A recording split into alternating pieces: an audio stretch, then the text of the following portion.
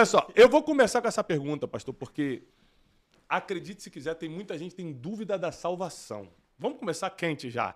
Dúvida da salvação. Quem realmente, biblicamente, não quero a sua opinião, quero o que a Bíblia diz sobre salvação. Quem biblicamente está salvo? Bom, primeiro quero agradecer mais uma vez o convite, dizer que eu gosto muito do seu programa, mandar um beijo para toda a sua audiência e dizer que é um prazer estar aqui. Bom, a Bíblia é muito clara. O fato de alguém ter dúvidas é porque não compreendeu. A grande dificuldade das pessoas terem convicção é porque elas ainda estão entendendo que elas precisam merecer a salvação. E quando a gente... a crença do merecimento. É a meritocracia. Quando você começa a acreditar que você tem que ser bom o suficiente para ter o padrão necessário para a salvação, ninguém tem certeza. Porque ainda que o ser humano ele possa ter muitas limitações de compreensão espiritual, ele sabe que ele é pecador. E quando a gente peca, imediatamente vem o acusador e acusa, e a culpa é que tira da gente aquela convicção. Agora, a Bíblia é muito clara, salvação é pela graça, mediante a fé. Isso não vem de vós, é dom de Deus, não de obras, para que ninguém se glorie. Efésios 2, 8 e 9. Então, eu não preciso merecer, eu preciso crer que Jesus morreu no meu lugar e ele foi o sacrifício suficiente para perdoar os meus pecados. A Bíblia chama isso de morte substitutiva. O justo pelos injustos. Ele viveu a vida inteira sem pecado, nunca pecou, e escolheu voluntariamente trocar de lugar comigo e com todos os pecadores. Agora, como alguém se apropria disso? Crendo. Ele disse, quem crê em mim tem a vida eterna. Não entrará em juízo, mas passou da morte para a vida. Então, é a fé em Cristo, fé que ele é o Filho de Deus, que ele veio a este mundo com a missão de viver, de ensinar, mas, sobretudo, ele veio para morrer. Jesus ele usava muito uma expressão sobre não é chegada a minha hora. Eu até preguei uma mensagem na semana passada, onde eu falei a hora mais importante da história. Que hora é essa? É a hora da cruz. Porque durante muitas vezes ele falava, não é chegada a minha hora. Mas quando chegou a hora, ele falou, é para esta hora que eu vim. E é chegada a minha hora. Que hora é essa? Em que ele vai para a cruz e se entrega pelos nossos pecados. Então, a pessoa, para ter certeza, para você ter certeza, é você crer que ele morreu no teu lugar. E é extraordinário, porque a Bíblia diz assim, aonde abundou o pecado, superabundou a graça. Se nós pudéssemos colocar todos os pecados da humanidade, de todo mundo que já viveu e que viverá, num lado da balança, e do outro lado, o sacrifício de Jesus seria muito mais pesado. Ou seja, é suficiente para todos. É isso que a Bíblia diz, onde abundou o pecado, superabundou a graça. Agora, tá resolvido, Wesley? Eu tenho uma pergunta, assim, que o público, né? O público tá fazendo. Não é você, é do não, seu é amigo. o público, que o o seu pessoal amigo, no tem um chat. amigo seu? Isso. Que tem uma pergunta? Não, realmente não sou eu, mas tipo assim, pastor, vou pra igreja, mas joga um jogo do tigrinho, eu vou pro céu? Pastor, eu vou pra igreja, mas de fim de semana eu bebo uma cervejinha, vou pro céu? Essas coisas assim que o pessoal costuma Essas pessoas ainda não compreenderam a salvação.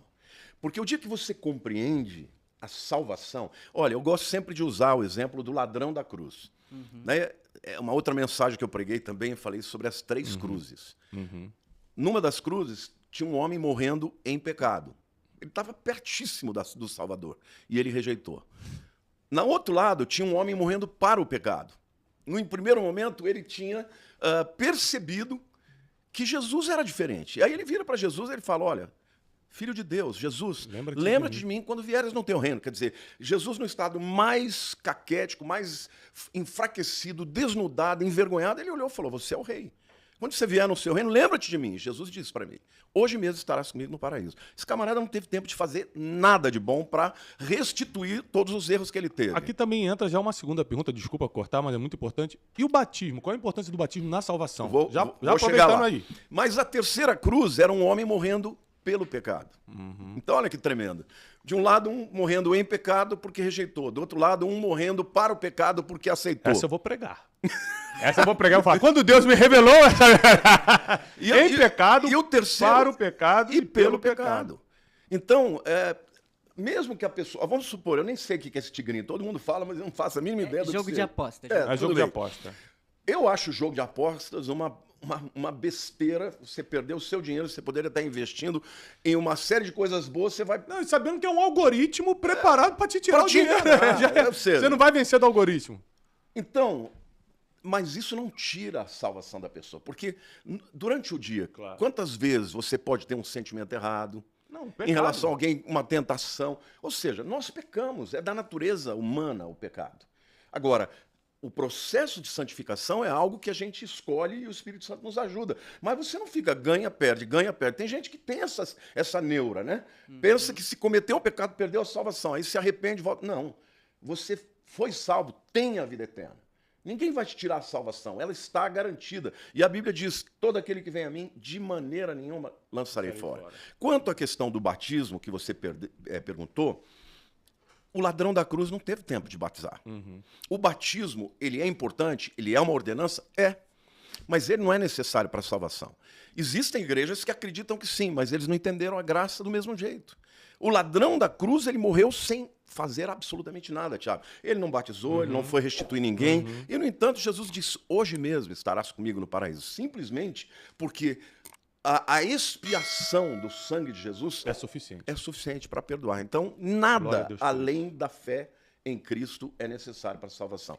E eu ouso dizer que se alguém acrescenta alguma coisa, está em heresia. Tá.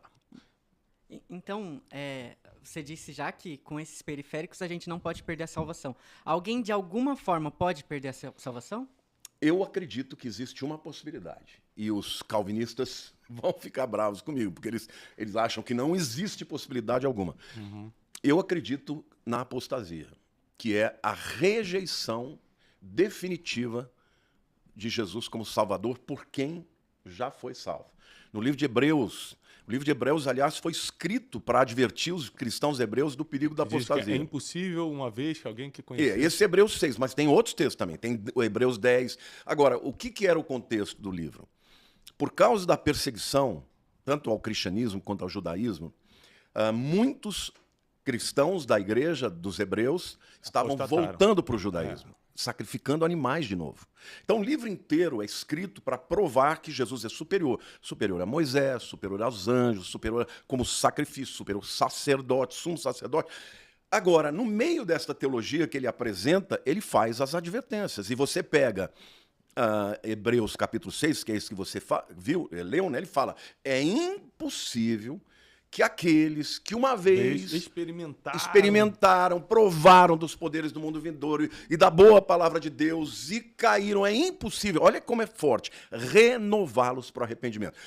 Olha, se eles Isso é muito forte. se eles nunca tivessem se arrependido, não tinha renovação. O que o autor está dizendo? Olha, mas não é qualquer pecado, não é o pecado, ai, caí em pecado, ai, fui adulterei. Não, isso não tira a salvação, mas você, de uma maneira consciente, dizer: eu não quero mais Jesus. Apostasia mesmo. Aí, você sabe que a palavra apostasia, no grego, significa divórcio. Agora, você só divorcia se você casou. Então você tem que romper a aliança.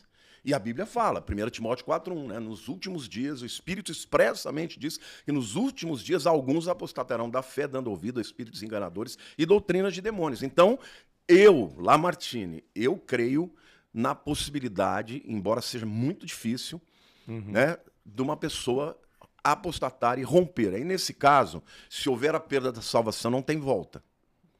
Porque essa pessoa nunca mais vai se arrepender. Entendeu? Caramba, é muito forte. Porque ele diz: para isso, você teria que crucificar de novo a Jesus.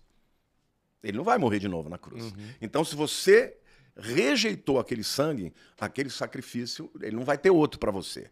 Então, essa é a única, embora alguns, os calvinistas, os da teologia reformada, dizem que isso é uma advertência, mas que hipotética, que na verdade não acontece. Agora, eu não sei porque que um livro é escrito, o livro inteiro Pra dar advertindo a possibilidade, a e você diz que não. possibilidade.